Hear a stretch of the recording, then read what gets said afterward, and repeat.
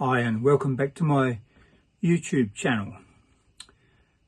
Do we have to have all the latest cameras with all the bells and whistles? Someone once said the best camera you can have is the one you have with you. And over the years I've had a number of cameras, and I've given some away, I've sold some, they've come and they've gone.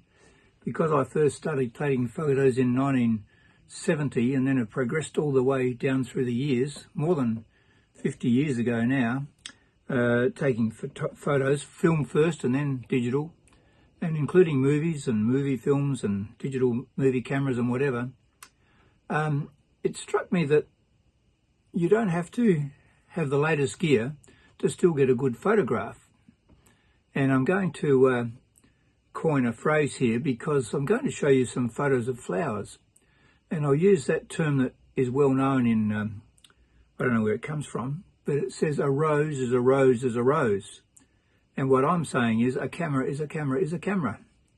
Now, one of the first things I've always done when I've got a new camera to test it out is to go out into the garden or a garden somewhere and take pictures of flowers. Sometimes roses, sometimes everything else, or it might be the local park.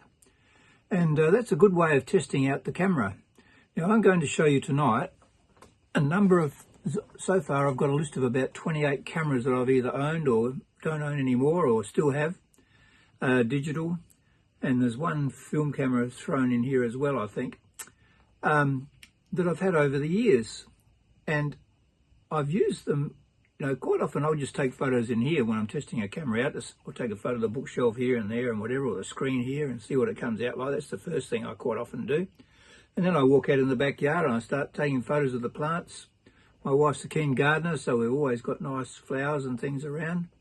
And so I take a quick photo with whatever camera it is. And usually I have the camera set on program, and I don't very rarely would set it manually. I'd usually have it on automatic ISO. Sometimes in some of the older cameras that didn't have automatic ISO, I'd set it on the ISO that I liked or thought would be okay. Quite often it would have been 400 ISO. And I shoot some flowers and plants in the garden and elsewhere. And over the years, and when I've been on holidays, I've used it to do the same sort of thing as well. And these are all JPEGs. I'm going to show you some photos of flowers. They're all JPEGs. I've never shot on RAW. Well, sometimes I occasionally did that in a wedding, but most of the time I was relying on JPEGs coming straight out of the camera. I didn't have any need to have them any better than that. And so the only adjustments I've done is in iPhoto or Photos on the Mac. And to all intents and purposes, I've been pretty happy with what I've got. And I've used the DSLR cameras in particular on weddings, and a lot of the time just using the camera set on program and using exposure compensation just to tweak things a little bit. So I'm going to run through a whole lot of shots I've picked off of my archives here on my iMac of flowers mainly, and a few plants that I've taken on this variety of about 28 cameras. And you'll be hard pressed to guess which camera is which, and you'll be hard pressed to say that photo is better than that one. You will be able to a certain extent, but I want to know, when you look at these, what you think of the results. Is there any great big difference in what you're seeing on the screen than what you could do afterwards? I know people use, Lightroom and all those sort of things. I've played around with those and used Photoshop in the early days and a bit of Lightroom. But generally speaking, I've just used the basic software that comes with the Macs. That's what I've been sticking with all the way through, and I've been happy with what I've got. Mind you, I'd like to be able to have all the skills to do all the other things, but I don't see the need. My dad always taught me to compose in camera and to edit in camera. This is particularly when you're doing movies as well, so that you don't have to do any post-production work like cropping and adjusting things. Get your exposure right in the first place. So I used to have an exposure meter with me. I particularly in the film days, I could guess the exposures pretty well if I'm out in the sun or in the daytime. and I'd back that up with a light meter, an Auto 3F or Auto 4F, I think, light meter, which was an incident meter which read the light falling on the subject as against the reflective reading.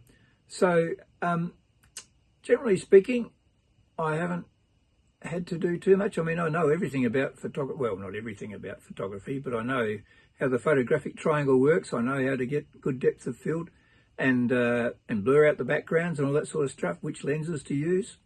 And basically, a lot of the time when you're doing flowers, they're a good subject to use because they're not going to run away from you. They might blow around a little bit in the wind, and then you can freeze the action and see how you go. And quite often, I'd test out the depth of field. I'd try and blur out the background. I'd test out the depth of field by setting a smaller aperture and let the camera do the rest in all the program modes. So anyway, that's a bit of an introduction. So I want you to tell me whether you really think, I mean, I know we all, us techno freaks, we love the technology and we love the latest camera and we love this and we love that and we read all these reviews, and I do a few of them up here on YouTube. But we read them all, and I don't think it's results that drives us. I think it's always the desire to have something new. It's our wants rather than our needs. That's my theory anyway, and I'm no stranger to that. I have lots of wants, but not necessarily needs. I'm trying to get rid of some cameras at the moment. Anyway, so just keep watching. I'd like to know what your comments are on this whole subject in the comments after you've watched this. So thanks for watching, and keep watching. We're going to segue now into all the photos that I've picked out, and of flowers mainly, and see how we go. Keep watching.